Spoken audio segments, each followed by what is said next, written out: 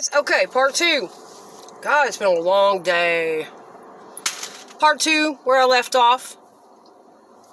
The darkness in light work and what light workers are really doing. Again, let me reiterate where I left off in the other video.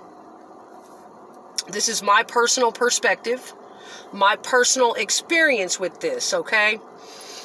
But overall, for me, yes, it has been going down within myself and having to face some of the darkest, most awful parts of myself and admit to those things. Quit lying to myself, all the things we do as younger people, toxic people, narcissistic. I went through a phase like that. Yeah, highly narcissistic, and I still can be. I mean, I have to watch myself. We all do. Remember, all humans are narcissistic. It's just that most of us have it under control, and we also have it balanced with our empathy and compassion for others too. We mature. You know, really high spectrum narcissists don't mature. They don't emotionally mature. They stay stuck, okay? But anyway, for me, yes, light work has been a very dark process, continuing that path of being that person that goes down within myself, stops living in denial, stop checking out all the lies we tell ourselves to get through the day or feed our own ego, and really get real with myself on who the hell I am. What am I doing? What have I done? What did I do that for? What's this all about? And pulling out a lot of those pain things and whatever programming was put on me as a child. A lot of people are still living in that robotically. Whatever was done to me, having to go deep within, dark into the shadows and sort that out and make sure I don't continue that cycle on other people. Just to become more self-aware and learn to transmute all of those feelings. It's the difference between someone hurts you and wanting to take revenge and not doing so, knowing that there's a better way.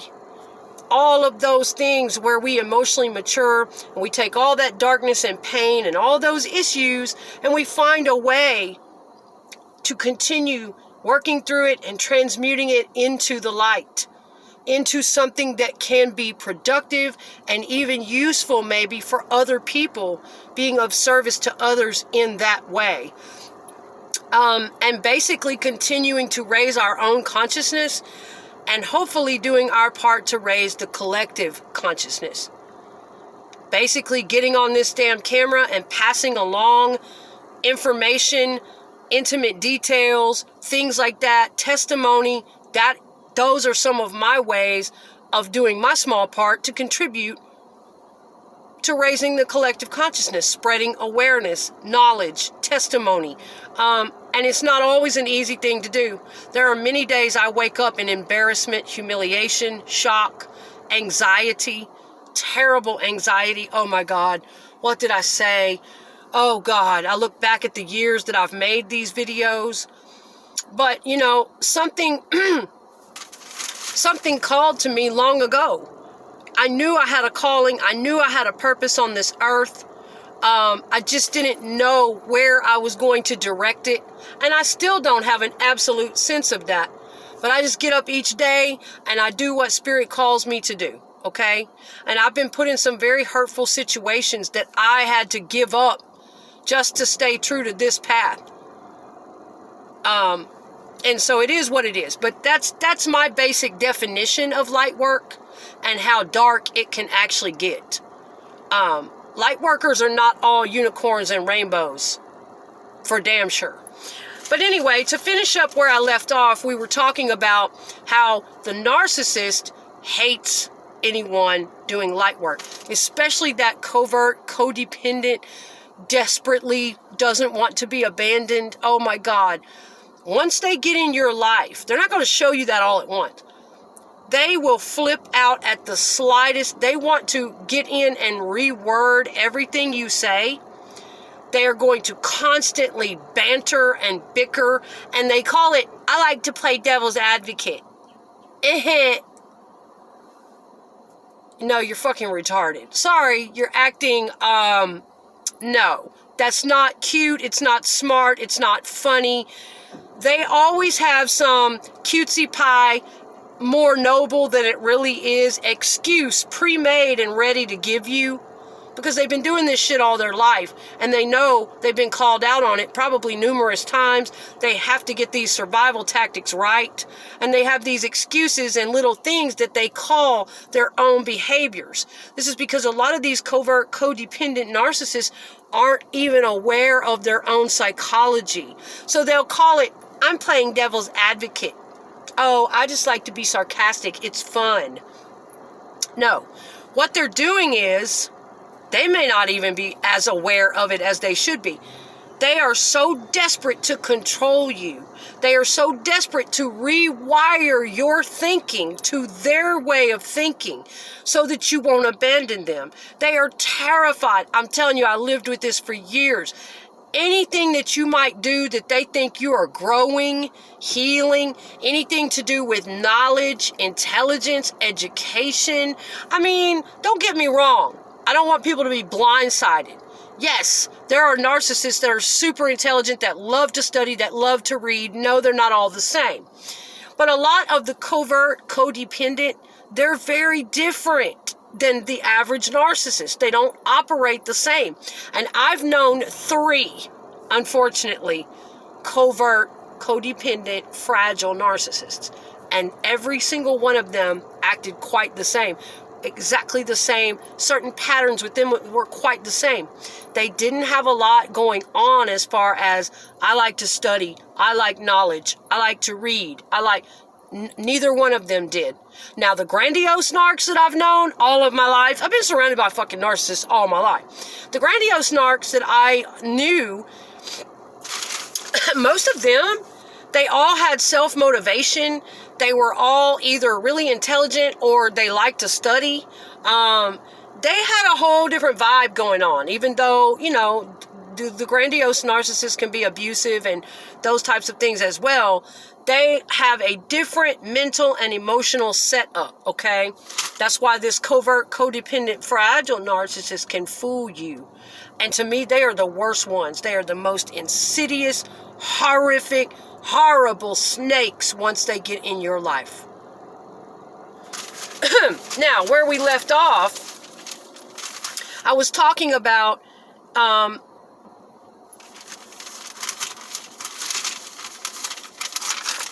they basically try to brainwash you.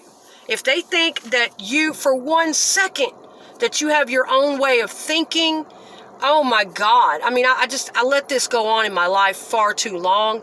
And yes, God, it left me with a lot of knowledge that I don't wish I didn't have. And I've got to do something with it. And I feel very called upon to give it to you guys. Anybody that might need it. I wish I hadn't had to go through that shit. But here it is. But yes, they secretly feel entitled, arrogant, cold, uncaring, needy, selfish, all these things underneath. The covert, sweet, I'm so helpless, I'm so lonely, will you stay with me? They can be charming, they can be sweet, they have all these little tactics, okay? But underneath that fucking mask, that's really what they are. Entitled, arrogant, selfish, cold, detached, you'll see. Number 2, so detached from reality to even comprehend. It's like mental illness level, delusional level. And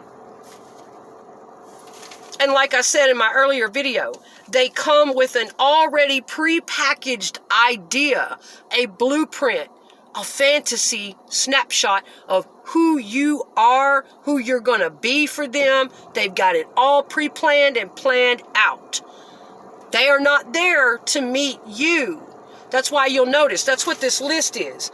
I was talking about in the earlier video how a narcissist isn't listening to you. When they're first getting to know you and into your life, they are only listening just enough to know what they need to manipulate, what you like and don't like, all kinds of little tricks they have, okay? They are studying you that much to know how to manipulate and control you, what to hurt you with the most, what can take you to your knees, what they can play on. But that's it. They're not listening to you to really get to know, well, like a normal loving person would. What's a sensitive area for you that you might have been hurt or traumatized where I need to be careful? What are the things that make you comfortable? What are the things that you love? They are not normal. No. And this is a list of the reasons why. It's what's going on in their mind. It's because they don't care. They're so detached from reality. It's like delusional level. And they already have an idea of who the hell you're going to be. So why would they need to really tune in and listen to you and get to know who you really, really are? They're not there for that. Nope. And any sign of disruption to this plan, and that's what I'm getting at. If you, oh my God, it just drives them crazy. If you are a light worker or anyone working on your emotional and spiritual growth, constant self-improvement, constant self-examination, oh my God, it triggers them, the covert, codependent, terrified of abandonment. It triggers, and they're not going to let you see that all the time. No. It triggers the terrible abandonment issues within these people, okay? So any disruption to that plan that they have already planned out for you of who they're going to maneuver you to be, and that's how they get in your life and slowly start making you into what they want you to be. If you started out loving and kind and responsible and catering to them and connected, slowly over time, they're going to provoke you, pick fights, piss you off, sleep deprived, anything and everything they can do to get you disrupted and reacting and on the level that they are on, and have the perfect blueprint of what they're used to and what they want you to do for them and be for them at all times. And they really do go insane if you show any sign of disruption to that plan. They won't show you, they'll play it off, but in their mind, they are flipping out. They'll start fumbling for control. They'll start having you repeat phrases. There's just so much I can tell you guys. They'll start having you repeat phrases. Like if you're standing there and you're calling them out on something, you're noticing their behavior is strange. You either have some training or your senses are going off and this isn't right. You're not treating me right. Your behavior is very odd right now. If they pick up on you picking up on things, they will run right over you like an emotional bully. No, come here, give me a hug. Just tell me you love me. It's fine. No, you don't need to think about it. No, we don't need to talk about it. Just yes or no. Just come give me a hug. It's okay, okay? Just tell me everything's okay. Just tell me everything's okay. Just tell me I'm good. Just tell me you love me. You don't have to go through all this. They will take your brain and try to turn it to hamburger meat. That is their form of control. They don't ever want you to get a complete thought, a complete sentence. They don't, oh my God, it was the craziest 6 years I ever spent. I used to even tell him, I'd say, because I'm really empathic. I mean, I could just walk in the room and feel it. Even before he spoke. I was like, just being in your energy field, which he was an alcoholic too, so immediately I would feel this. But I could sense his energy under the energy, even under the alcohol, above it, all over the place. It didn't matter. I said, you know what? When I'm in the room with you, it's almost like one of those televisions. Back in the day, they used to go to static when the shows would go off. TV static. I would say, God, man, being in your energy, my entire brain starts going to static. And that's what it felt like. And guys, that's something to me. It was really something for me to wrap my mind around on a psychological level and a spiritual level of what is inside of this person. On a spiritual level, what on earth has this man allowed to attach to him? What kind of dark forces and entities and spirits? Because that happens when we are numbing out and we drink a lot, we do a lot of substances, or we allow ourselves to lay in depression too long and we're not able to fight and protect ourselves and try to get back aligned where we need to be, I do believe that opens portals where dark, negative entities and energies can attach. And so it just made me think, when I would feel that scramble in my brain and that energy, I would just feel like, oh my God, I was getting a triple whammy. It's not only from the alcoholism and the darkness and the craziness and the dysfunction of that, and his core personality being narcissistic with lots and lots of wounds unresolved, all of that at once. But the spiritual aspect of it, I felt like he had something dark and demonic attached to him. I feel like he was in and out of his own alignment half the time. The pain was too great for him. And a lot of people do check out like that, and they open that portal wide open. He had lost a child. He was in desperate grief for years, depression, substances, and being around that shit 24/7 for 6 years, it really took a toll on my health, my sanity. I kept loving that person anyway. I held out to the end. I was loyal to him to the end, but I had to put some distance between us. It was killing me. But to get back on topic, yes, they freak out if you are an authentic person. If they are in the midst of someone authentic, oh my God, it just scares them to death. Number one, they're afraid they're going to be abandoned, and they can't stand it when they meet their match. And, you know, that's one of my curses in this life, is that I've often attracted people like that. And in the end, I get the final rejection. They try to make it seem like I'm the one that leaves them, but I don't. I will put some distance between us and give them a chance to take a look at their actions and to prove themselves. I will protect myself and put up boundaries, but I'm never the one that runs off like some little teenage codependent ass kid looking for another man. I am never the one to break that loyalty, not for someone I truly love. It's usually they are the ones that end up betraying me because they're so weak. They aren't on, you know, it's a really hardcore path to be on, this one.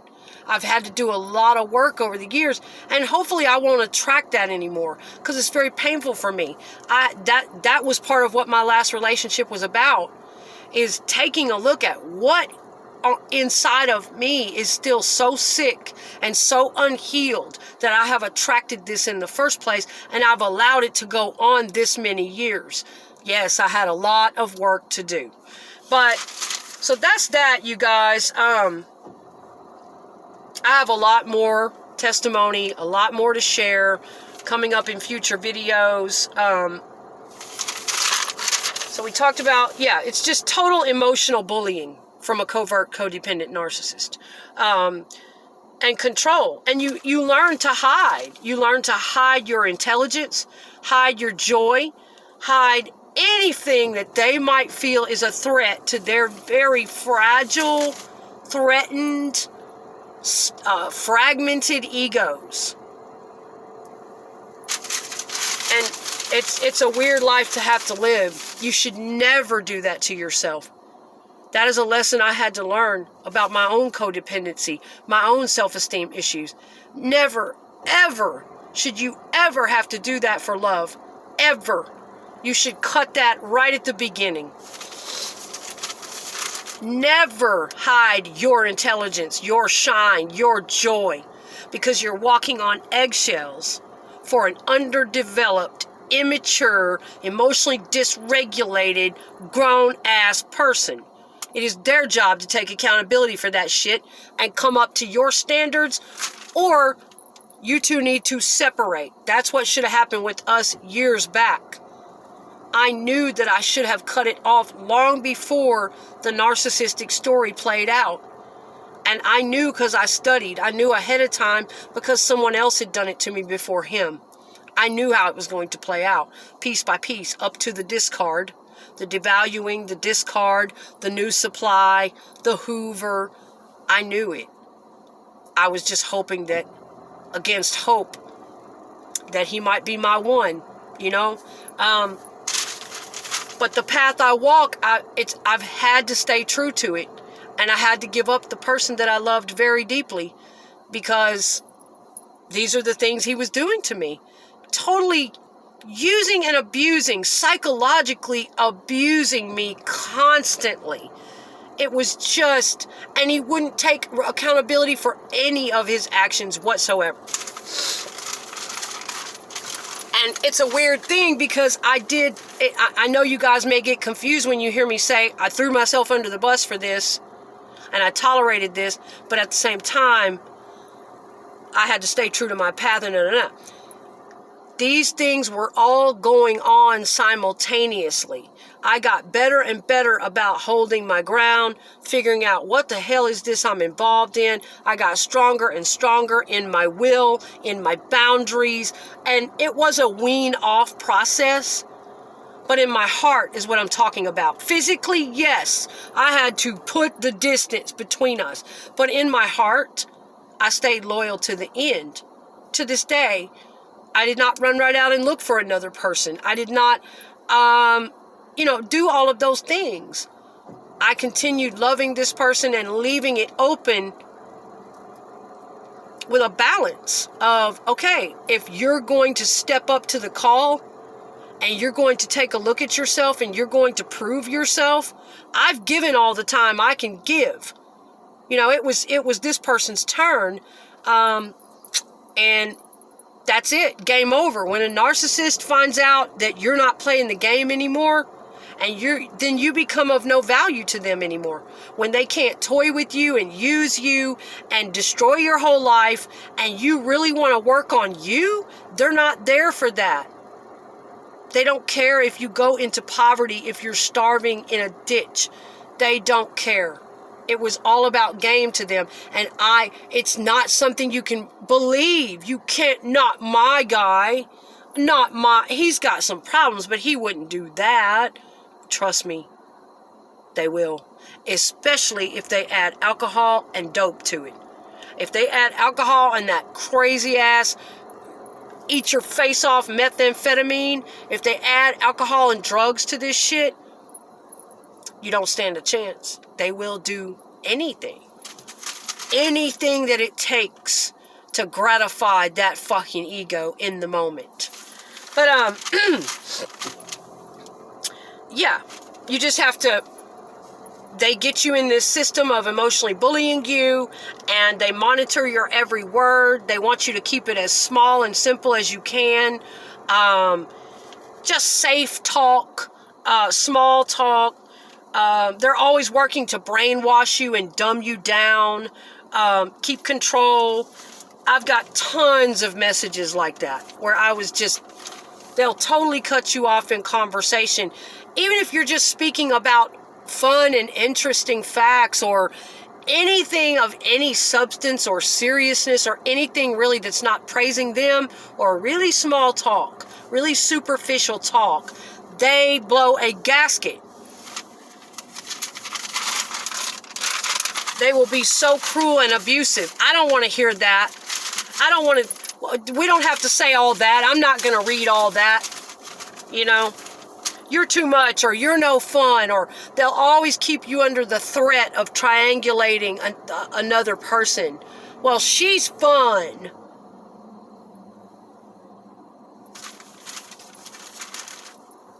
They always put you under threat of abandonment. They know how to trigger you as well. But yeah, you're just not allowed to do so many things. And when you get out of a situation like that, when you finally cut all cords to those people and you look back at what was being done to you, it's unbelievable.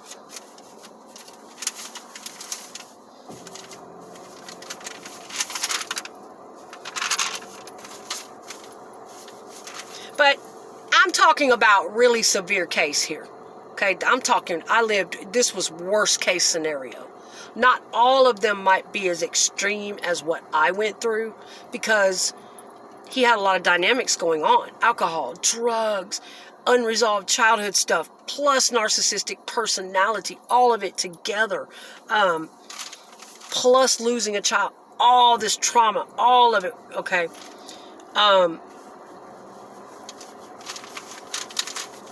Yeah, even my kid said very early on, when hearing an interaction between this person and me, it's like, Mom, that sounds like brainwashing. Because I would try to say something, and all I would be hearing from this person is, just say I love you. Just say I love you. Weird. It was so weird, and looking back now I understand it. I didn't understand it back then. It would catch me at the oddest times and make me repeat phrases. Sometimes, I'm going to save that. That's pretty personal, but I'm going to save that for another video. I'll put that in one of my spiritual videos. But yes, they catch you at very odd times and start a brainwashing technique and make you repeat things and repeat things. They catch you at a time of high emotion. And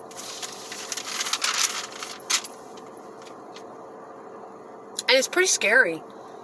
Because if you think about all you know about that person that you've seen over the years, and all you have to keep a secret, that you know,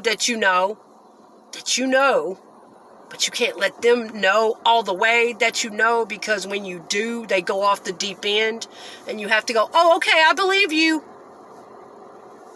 But you really know? Jesus. But when you think beyond that, of what you actually do know, and then you think to yourself, wait a minute, there's a lot that I don't know. If it's this bad on the parts that I am aware of, oh my God, what am I really involved with? That's the scary part. All that they are really keeping hidden. Because you're going to see a lot. You're going to find out a lot over the years with a narcissist, a covert narcissist or whatever. You're going to find out, because they're going to let that guard down. We did a lot of psychological work. I'm talking deep, dark psychological work, childhood stuff, secrets, vulnerability. They will, typically for their romantic partner, is where that mask starts coming down behind closed doors. And you get to see it all. That's why people need to believe the romantic partner or the roommate. Because nobody else on this earth has insight into the narcissist like they do. They're not crazy. They're telling you the truth. Because that is who the narcissist lets that mask down for at home. They can't keep that shit up 24/7. Fragile.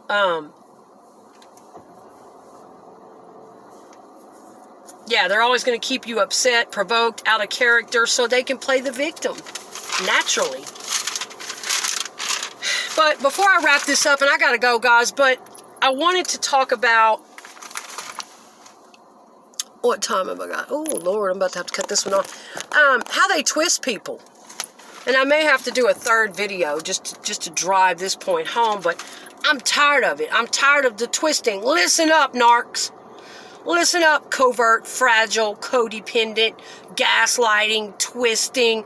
People get so sick of that shit. Get it straight, you bullies. Just because your terrified brain can't comprehend or handle because you choose to be that way, doesn't mean we can't. Two or more opposing ideas can be true at once. Yes. Many different, extremely opposing thoughts, ideas, and concepts can be true. All the way true and from the heart. Yes, that's right. Get so sick of that. Well, if you act this way, then you don't love me. And if you do this, then you never did that. Their brain is so, they can't, they have to. And it makes me feel sorry for them in a way. It's like a mental illness. Their brain is trapped like that. everything has to be all good or all bad, one-sided. It's very narrow-minded. They can't think in an objective way.